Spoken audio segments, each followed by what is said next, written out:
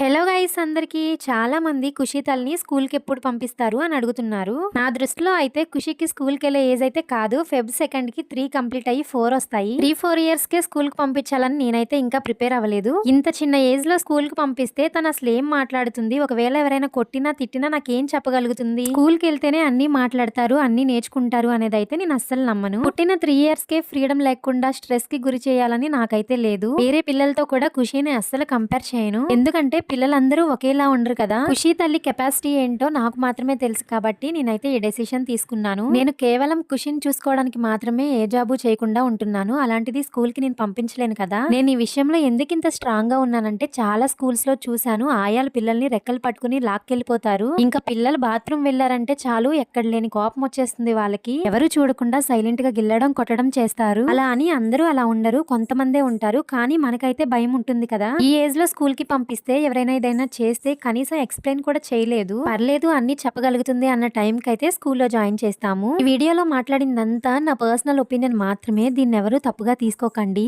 Okay guys, ఈ video ఇంతే. ఇంకా నెక్స్ట్ వీడియోలో కలుద్దాం. Bye bye.